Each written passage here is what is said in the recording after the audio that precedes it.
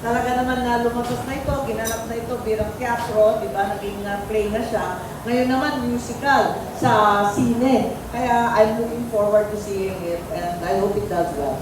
Opo, nakakatuwa po yung interview before kasi nakwento niyo po yung lahat ng mga montik-montik hindi mangyari dahil kay Ate Guy.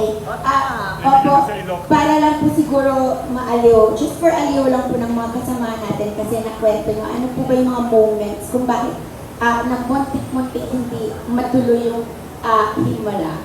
Ay, marami talagang kwento muna. Walang may gusto ng kwento kundi ako. Sabi niya walang benta yan. Sino naman ang manonood ng sine tungkol sa kulto? Na ang sasabihin sa bandang huli, ibibigo lahat ng tao, hindi siya happy ending kasi walang himala. Ano ba yun? So walang may gusto, ako lang may gusto kasi ako yung religion major. Gusto ko talaga yung mga kwentong ganyan. At tuwan-tuwa ako sa pagkasulat kasi para sa akin, Pilipinong-Pilipino ang dating eh. Tayo ay parating nangangarap na magkakaroon ng himala at magbabagong buhay ang lahat. Parati tayong may pag-asa, parang Pinoy na Pinoy kahit kahibangan na.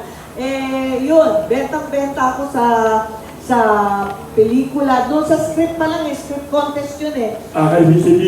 Yes, actually, 3 o 4 na national artists ang naggaling dyan. Nora Honor, di ba? Talaga naman si Ishma, tapos si Ricky Lee. So, 3. Ang sabi nga sa akin, may isang Burnout tayo? Ay, hindi. Ay, Iba pa hindi. naman yun. Ibang sino yun. Pero yung sa Himala, unang gano'n. Tapos, ang tanging makakaganap lamang ng Elsa, walang iba kundi si Nora Honor. Ang problema si Ate Guy ay talagang magulo-magulo ang buhay niya, pati yung kontrata niya magulo. Kasi nakatali siya sa isang studio, yung pala ibang impila naman ito, tapos ayaw siya bigyan ng laya para gumawa ng ibang sine kasi ilang beses nang nagkahablahan. Basta magulo. Sa bandang huli,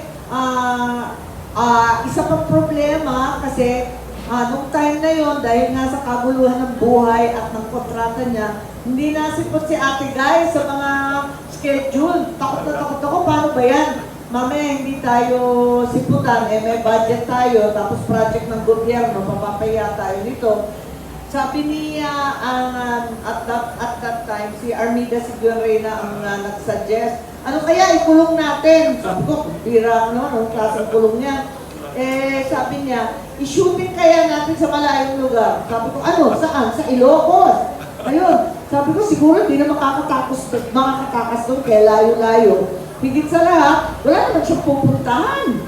Ayun, tama nga, at nagpirmahan kami, page by page pa, yung shooting schedule, pati yung lugar, lahat sa Paway, Ilocos Norte, na kung pupuntahan mo noong time na yun, wala naman nandun wala talaga, kundi yung malaking lawa, at yung mga bulubundukin ng buhangin, yun lang yun.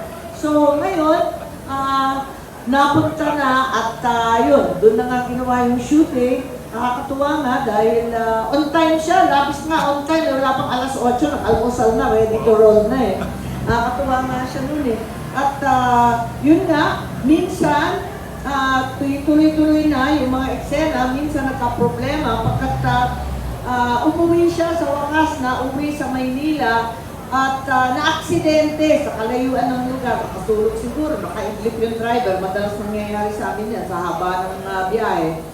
Na-aksidente pa nga si Ate Guy doon. Kaya sabi ko, paano ba ito? Pero sabi niya, talagang trooper na trooper. Sabi niya, hindi, shooting, kaya pa yan. Pinagpilitan niya kahit masakit yung braso niya. At maraming kaguluhan doon may mga scarf, may mga costume na nawawala. Yung mga scarf na napaka-importante para kay Elsa, biglang kinuha na lamang yung suot nung isang costume wardrobe. Pagkatapos noon, ang laki-laki na ng budget, lumulobo na ng lumulobo. Binabantayan ko, nag-aaway na kami ni Charo Santos. Siya kasi yung line producer. Sabi ko, hindi po pwede yan. Diyan lang talaga yung budget, over na tayo. Mahal-mahal na niyan. Eto nga, sinabihan ko talaga si Ishma. Sabi ko, take 1, yung huling eksena, take 1, wala nang pera talaga, bahala ka kung paano mo gagawin yan. Sabi niya, hirap-hirap ng eksena, nasa tuktok ng bubuhangin, magtatumbling yung matatanda. Ay, bahala ka sa buhay mo, basta gawan mo ng paraan yan. So, take one talaga yung huling eksena na libo-libo ang extra. Yung buong paway yata ang lumabas doon. Kaya nga po, alam niyo talaga yung struggles din ng industriya sa pag-produce dahil yourself, naging producer po talaga kayo, mama. Pero ngayon po may sinulong po yata yung Balasyo. Ang pangalan po yung Sinigang. Have you heard about it po and what do you think of the program? Sinigang po. Samahan po ito ng mga producers. Sinigang. Opo. Parang nabalitaan ko lang at hindi pa ako updated. I think yung si First Lady, tinitipon-tipon yata yung mga entertainment industry. Yes po. Mga Parang producers narinig po. ko lang eh. Hindi ko alam. Yung mga producer ba? Akala ko pagkain sa tingkang. Sinigang. Sinigang. Okay. May nagtanong naman about Vilma kasi kunento niya si Nola baka si Vilma may pelikula din. Yeah. Hindi, si Ate B, gumanap sa akin. Oo, siya yun. Doon sa iginuwit ng Tadamel, dalawang sine tungkol sa ama ko. Pinagbuklod ng langit. At yun ang dinirect naman ni Eddie Garcia, yung ikalawang sine. Yung unang sine, kasi sina Doc Perez ang namahala. Yung ikalawang sine, yung tatay ko, parating busy noon. Eh sabi ni Eddie Garcia, Sir, kailangan ko kayong interviewin.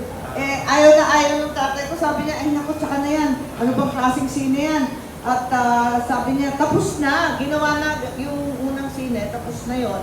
Eh sabi ni Eddie Garcia, hindi pa tapos. Eh, kasi naging pangulo ka lang dun eh. Ano ba nangyari pagkatapos nun? And finally, pinaliwanag ni Eddie Garcia, Sir, kailangan ko yung pagiging sundalo. Sundalo po ako. Nung sinabi ni Eddie Garcia na nanilbihan siya sa ating sandatang lakas, abay, nag-iba na yung tatay ko at sabi, ganun pa? Anong ginawa mo? Di nagkwentuhan na yung dalawang matandang sundalo. At nung bandang huli, oras-oras na sila nagkikwentuhan at nagbibidahan. Doon na nabuo yung ikalawang pelikula na si Ate B na naman at si Manoy. Are you expecting yung pelikula ni Vilma ngayon? So, yung uninvited daw po, tinutukoy ni Will. So, in-expect niyo po ba na magiging